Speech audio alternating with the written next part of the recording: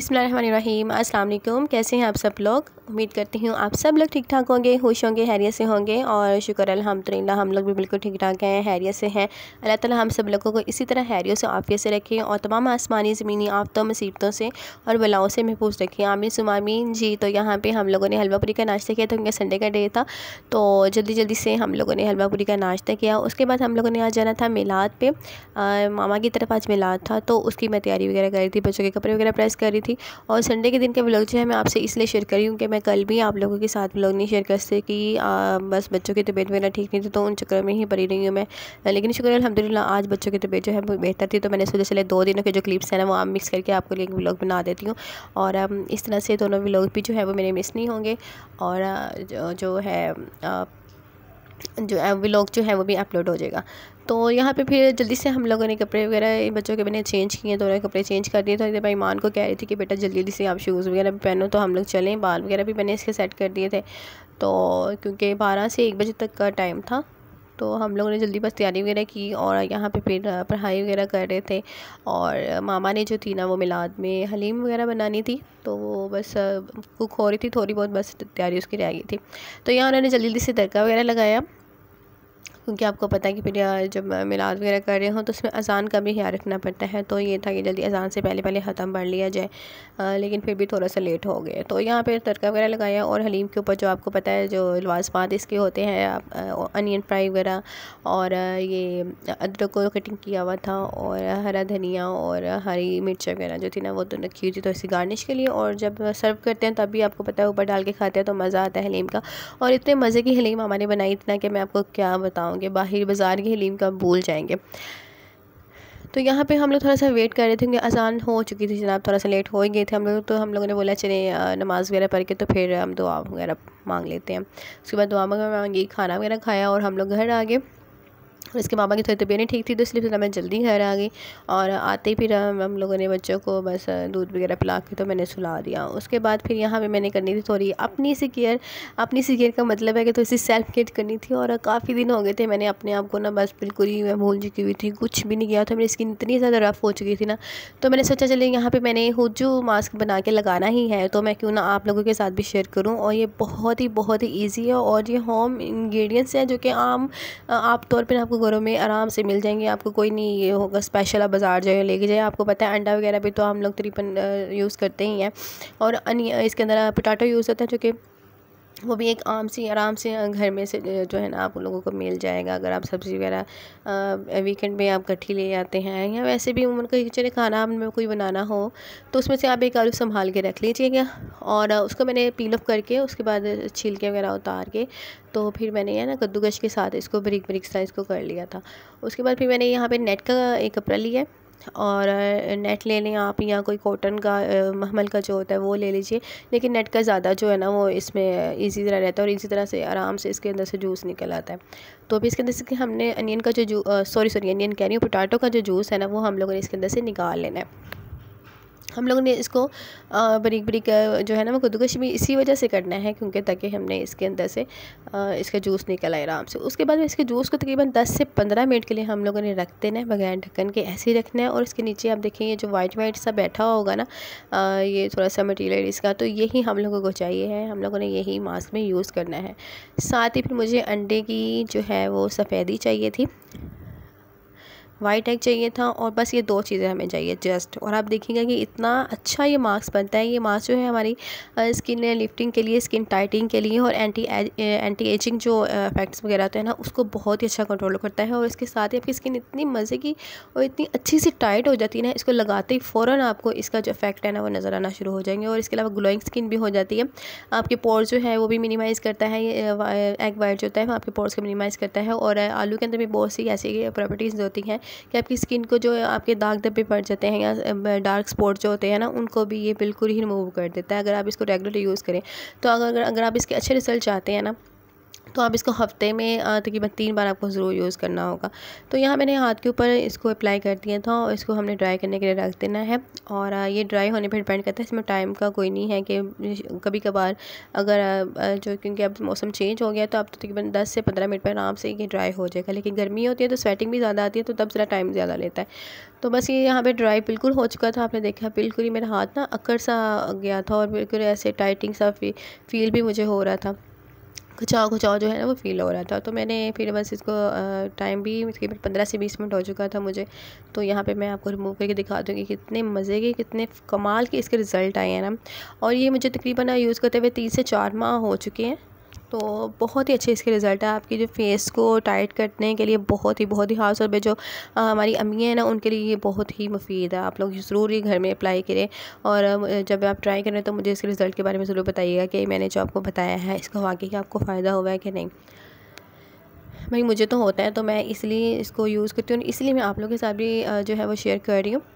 तो प्लीज़ आप इसको ट्राई कीजिएगा। और ये मास्क जो है ना आप हफ्ते में अगर ज़्यादा, जैसे मैंने आपको बताया कि अच्छे रिज़ल्ट चाहिए और आपकी ज़्यादा ही जो है वो लूज़ स्किन है और जैसे हमारी अम्मियाँ वगैरह के होते हैं तो उनको आप एक दिन छोड़ के ना हफ्ते में इस तरह 3 से 4 बार आप इनको लगाएं।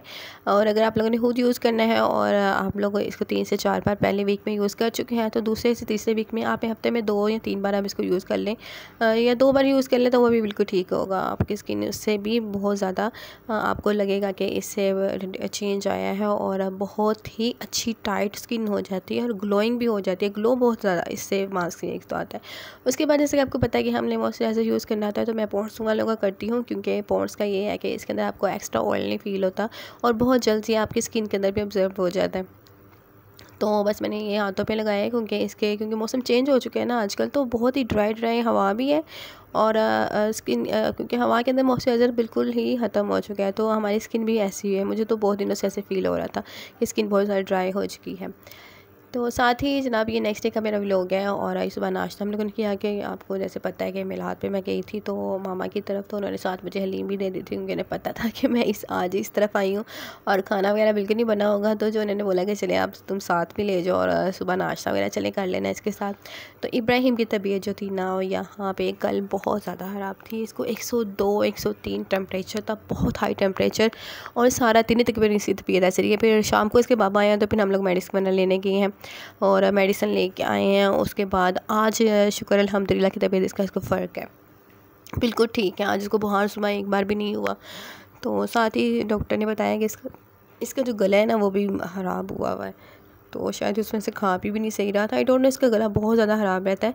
तो मैंने फिर डॉक्टर से पूछ ही लिया कि इसको कहीं टॉन्सिल्स वगैरह का तो मसला नहीं है, जो तकरीबन हर हफ्ते ही हर वीक ही अब तो इसका गला ख़राब होना शुरू हो गया। तो डॉक्टर ने कहा कि चांसेस हैं तो आप मुझसे ना, क्योंकि हम वैसे भी तो हम लोग स्पेशलिस्ट डॉक्टर के पास ही जाते हैं, तो उन्होंने जहाँ पे वो बैठते हैं ना चिल्ड्रन हॉस्पिटल के डॉक्टर है, तो उन्होंने बोला चले आप वहाँ पे आइएगा, मैं इसके टेस्ट वगैरह लूँगा तो फिर मैं आपको इसका जो है ना कंफर्म बताऊँगा कि क्या मसला है। अभी कुछ नहीं कह सकते, अभी वैसे थोड़ा सा उन्हें भी लग रहा था कि हैं चांसेस के। तो साथ ही आप देख रहे हैं कि यहाँ पे मैंने आपसे शेयर करना था, ये मेरी ना एक आप इसको चॉपर भी, ब्लेंडर भी और मिक्सर, तीनों ही ये चीज़ें हैं इसके अंदर, ये कह सकते हैं। तो ये मेरी शादी का है तो मैंने यूज़ नहीं किया था अभी तक, क्योंकि मुझे इसकी ज़रूरत नहीं पड़ी थी। तो अब मैं कह रही थी कि मैं इसको यूज़ करूँगी क्योंकि मैं यहाँ पे बना रही हूँ आप लोगों के लिए भी और बच्चों के लिए भी ही बहुत ही मज़े का आलमंड केक, और ये बहुत मज़े का बनता है और बहुत मज़े का बना भी था और मैंने फ़र्स्ट टाइम इसको ट्राई कर रही हूँ। तो इसलिए फिर मैंने सोचा चले मैं इसको ट्राई करती हूँ, खोल के देखती हूँ यूज़ कैसी होती है और क्या इसके जो सारे फंक्शन वगैरह हैं इनको मैं थोड़ा सा नोट डाउन कर रही थी। तो यहाँ पे आप देख रहे हैं कि ये जो सामने पड़ा हुआ है ये तो है वो मिक्सचर, ये केक वगैरह के लिए या मायोनीज़ या अंडे वगैरह जो होते हैं ना वो अच्छी तरह से उसको फेंटने के लिए जो ये यूज़ होता है। तो ये वाला जो है ये चॉपर है, सॉरी ये आई थिंक ब्लेंडर है, और एक चॉपर, ब्लेंडर और एक मिक्सर, ये तीनों इसके अंदर जो है ना वो फंक्शन यूज़ होते हैं। तो ये मैं इसको चेक कर रही थी, लेकिन मुझे जो इसके ऑन और ऑफ़ करने का था ना वो इसके बटन से ना, क्योंकि इसका एक ही बटन था और उसको ऊपर से और नीचे की तरफ और नीचे से ऊपर की तरफ उसको प्रेस करना था। तो मुझे इसकी थोड़ी सी समझ नहीं आ रही, कन्फ्यूजन हो रही थी, तो मैंने फिर इसको यूज़ नहीं किया। और यहाँ मैं आपको बता रही हूँ कि यहाँ इसके साथ ये चीज़ें यूज़ होती हैं। तो फ़िलहाल तो मैंने इसको यूज़ नहीं किया क्योंकि मुझे इसकी सही तरह से समझ नहीं आ रही थी और इसकी बुक भी इन्होंने साथ दी हुई है जो कि मैं अभी आपको दिखाऊंगी। तो उसके ऊपर वैसे सारा इन्होंने डिटेल में लिखा हुआ था, लेकिन मेरे पास क्योंकि टाइम कम था, मुझे जल्दी से केक बनाना था और उसके बाद इब्राहिम की मैंने मेडिसिन लेने जाना था। और ये भी मैं तभी आपसे शेयर कर रही हूँ जब ये बच्चे दोनों सोए हुए थे। तो इब्राहिम बहुत मुश्किल से सोया था क्योंकि इसको बुखार बहुत ज़्यादा था और सारा दिन बेचारा बिल्कुल खेला भी नहीं है। तो फिर इस वजह से भी मैंने बोला चलिए जल्दी जल्दी से मैं बना लूँ, बच्चे सोए हुए हैं तो। और इधर बच्चे उठ चुके थे और फिर मैंने इब्राहिम के लिए साबूदाना बनाया, जो कि मैंने आपसे पहले भी शेयर किया था कि कैसे इसको स्टोर करके आप रख सकते हैं साबूदाना को। तो जल्दी से मैंने फ्रीज़र में से निकाला, उसको दूध में ऐड किया, चीनी ऐड की और उसको पकाने के लिए रख दिया। साथ ही फिर मैंने केक की जो है वो तैयारी शुरू कर दी। तो यहाँ पर मैंने 2 अंडे लिए हैं और उसको मैं अच्छी तरह से बीट करूँगी। और इसमें जो इंग्रीडियंट्स डलते हैं ना, मैं आपको अब ये भी बता देती हूँ ऐसे ही, क्योंकि मुझे उसके क्लिप्स वगैरह ना अच्छी तरह से बनाने जो थे ना वो मेरे माइंड में नहीं है। आपको पता है बच्चे है ना ठीक हो तो माँओं की हालत ऐसी हो जाती है, माइंड बहुत उनका ना कंफ्यूज और जो है ना वो अप्स एंड डाउन वो होता रहता है। तो बस इधर मैंने 2 अंडे बीट कर लिए। उसके अलावा बहुत ही सिंपल इसके इनके इंग्रेडिएंट्स हैं, आपको भी जल्दी से याद हो जाएंगे। मैं क्योंकि फ़र्स्ट टाइम मैंने भी बनाए हैं और मुझे भी एक दफ़ा बनाने में ना ये बिल्कुल मुझे याद भी हो गए थे। तो हाफ़ कप यहाँ पे मैंने ली है चीनी, और चीनी जो है ये मैंने क्रश नहीं ली है, ये बिल्कुल जो आम चीनी जैसे बाज़ार से हम लोग लाते हैं ना, वो मोटे मोटे से दाने होते हैं वैसी है। और आधा कप ही इसके अंदर ऑयल लिया है और 1 कप जो है इसके अंदर मैदा जाएगा और 1.5 टीस्पून जो है वो इसके अंदर सोडा पाउडर जाएगा। सोडा जो है होता है ना आप मीठा सोडा इसको कहते हैं, वो नहीं हमने डाला, मीठा सोडा पाउडर जाना है इसके अंदर। छोटी सी डिब्बी के अंदर आता है। अच्छा ये एक मसला ये हो गया कि मैंने ना जब यहाँ पे मैदा इसके अंदर मिक्स किया ना, तो आपने देखा कि जब मैंने तीनों चीज़ों को ना ब्लेंडर के अंदर डाल के ना ऑयल को, चीनी को और इसको अंडों को ना तीनों चीज़ों को मिक्स करके मैंने ब्लेंडर में डाल के अच्छी तरह से बीट कर लिया था। ब्लेंडर में मैंने किया था, चॉपर में नहीं किया, सॉरी मिक्सर में नहीं किया, वो जो बीट करने वाला होता है ना बीटर वगैरह उसके साथ नहीं किया। तो उसके बाद मैंने थोड़ा थोड़ा करके 1 कप मैदा था उसको 3 हिस्सों में करके ना, तो मैंने थोड़ा थोड़ा करके इसको भी इसके ब्लेंड ये जो आप देख रहे हैं ये फेंटने वाला जो होता है इसके साथ ही मैंने इसको मिक्स किया है। बस ज़रा स्पीड थोड़ी सी मैंने तेज़ रखी थी अपने हैंड की और जल्दी जल्दी से मिक्स कर लिया था। उसके बाद मुझे थोड़ा सा ना ये थोड़ी सी हार्ड इसकी जो थी ये टेक्स्चर लग रहा था इसका, तो फिर मैंने थोड़ा सा दूध भी इसके अंदर ऐड किया और दूध मैंने 1 कप लिया था तो तकरीबन हाफ़ कप इसके अंदर दूध गया था। थोड़ा थोड़ा करके मैंने इसको देखे कि इसकी जो है ये जो इसकी डो है केक की वो कितनी है, ज़्यादा हार्ड तो नहीं है या ज़्यादा लो तो नहीं है, तो फिर उसको देख के मैंने इसके अंदर डाला है। तो आप इसकी कंडेंसिटी भी देख लें कि कैसी है इसकी, बिल्कुल क्रीमी सा इसका होना चाहिए, ना इतनी हार्ड होनी चाहिए ना बिल्कुल ही पतली सी हो जाए। तो बस इसको हमने क्रीमी सा और इस तरह का ही रखना है हमें इसका टेक्सचर। साथ ही फिर मैंने यहाँ पे आलमंड जो थी वो मैंने इसका पाउडर बना के रखा हुआ था, तो वो मैंने 3 चम्मच भर के इसके अंदर डाल दिया। और यहाँ पे ये भी क्लिप मेरा मिक्स हो गया जब मैंने इसके अंदर जो था ना वो सोडा पाउडर डाला, तो वो भी 1.5 टीस्पून मैंने इसके अंदर डाला था। इधर भी थोड़ा सा तकरीबन हाफ़ टी स्पून मैंने 1 टीस्पून आप कह सकते हैं, हाफ़ टेबल स्पून मैंने इसके अंदर ऑयल सॉरी दूध और मिक्स कर दिया था।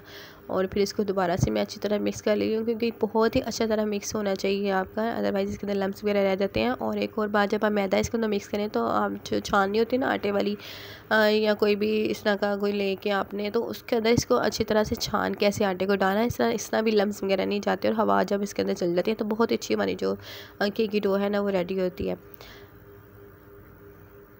तो बस क्योंकि मैं ओवन के बगैर बना रही थी तो मैंने इसलिए एक बोल ले लिया है कि जो कि आप बर्फ़ वाला भी बोल कह सकते हैं, वही मैंने स्टील का बोल ले लिया।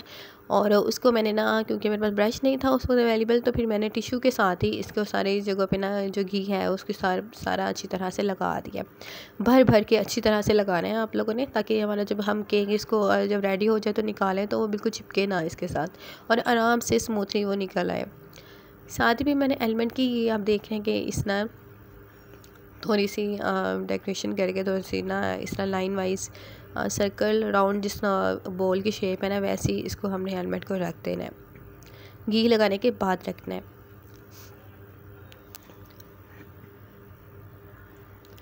और जैसे ही मैं ये रेडी कर रही थी तो मैंने फिर जो था ना बड़ा सा पतीला एक लेके और उसके अंदर आपके पास कोई स्टैंड है, जैसे ये पतीलियाँ वगैरह रखने वाला स्टैंड होता है, तो वो आप ले लीजिए या कोई भी चीज़ आपने जो लेनी है वो मेटल की हो और पतीले से थोड़ी सी ना 2-3 इंच या 3-4 इंच आप कह सकते हैं वो ऊंची हो। तो मैंने यहाँ पे स्टील की छन्नी मेरे पास थी जिसको आप कटोरी भी कहते हैं, हम लोग वैसे छन्नी ज़्यादातर कहते हैं, तो वो मैंने रख दी थी और उसको फुल आंच करके 5 से 10 मिनट के लिए मैंने उसको रख दिया था। प्री हॉट जो है ना प्री हीट होने के लिए। साथ ही फिर मैंने ये अपने बर्थडे का डेकोरेशन कर लिया, जो बॉर्डर सा था उसको भी मैंने साइडों पे लगा दिया, क्योंकि जब साइडों पे केक कुक होगा ना तो साइडों पे भी इसके लगे हुआ बहुत अच्छा टेस्ट भी आएगा और मज़े का भी बहुत लगेगा। और ये केक इतना मज़े का बना था ना, इतना मज़े का बना था कि मैं जो थी ना वो मैं बिल्कुल एक्सपेक्ट नहीं कर रही थी, और मुझे यकीन नहीं आ रहा था कि मैंने केक बनाया है। इससे पहले मैं चॉकलेट केक 1-2 बार बच्चों के लिए बना चुकी हूँ, जो सिंपल केक है वो भी काफ़ी बार बना चुकी हूँ, लेकिन एलमंड केक जो था वो मैं फ़र्स्ट टाइम ट्राई कर रही थी। और जैसे कि आपको पता है मैं कोई एक्सपर्ट कुक तो हूँ नहीं, तो बस जो थोड़ा बहुत आता है आपको उसके साथ शेयर कर लेती हूँ।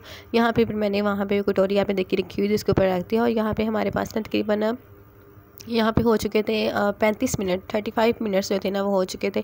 तो यहाँ पे भी थोड़ा सा ना वो इसकी जो थी ना केक वो सॉफ्ट सॉफ्ट था, अभी अच्छी तरह हुआ नहीं था, तो मैंने दोबारा इसके लिए रखा। तो टोटल टाइम जो था ना इसका तकरीबन 50 to 55 मिनट्स लगे हैं, क्योंकि हम लोग की जो आंच है मेरी जो गैस है ना वो सिलेंडर की हम लोग यूज़ करते हैं, तो इसलिए ये वो थोड़ी सी ना इतनी वो नहीं वो होती, इतनी हीटेबल नहीं होती है, थोड़ी सी ठंडी ठंडी सी वो आग होती है, तो उसको टाइम ज़्यादा लगता है। अदरवाइज़ अगर आपकी दूसरी गैस है और नॉर्मल जो गैस आती है तो ये 40-45 मिनट्स में हो जाता है कुक। और आप इसको ना चेक करके देख सकते हैं स्टिक डाल के, जैसे मैंने डाली थी अभी, तो बिल्कुल अगर स्टिक आपकी ड्राई अंदर से निकले तो इस मीन डैट के ये आपका जो केक है वो रेडी हो चुका है। साथ ही फिर मैंने इसकी जो बाहरी थी इसकी ड्रेसिंग के लिए मैंने थोड़े सा 3 चम्मच पानी का लिया था, और उससे डबल मैंने चीनी इसके अंदर ऐड की थी, और फिर इसको जस्ट कुक करके तो जैसे वो शीरा सा गाढ़ा गाढ़ा सा हो जाता है ना वो आपने लेके तो वो मैंने इसके ऊपर डाल दिया था। और आप देखेंगे कितना मज़े का सॉफ्ट, आपको ये कटिंग करते हुए नज़र आ रहा होगा कितना सॉफ्ट सा केक लग रहा है। और अब बाहर से क्रंची क्रंची था वो डो की वजह से, वो जो हमने शीरा वगैरह बना के डाला था। अच्छा, आप शीरे की जगह पे ना यहाँ पे हनी भी यूज़ कर देते हैं, उसका भी बहुत मज़े का टेस्ट आता है। तो इसके साथ ही अल्लाह हाफिज़।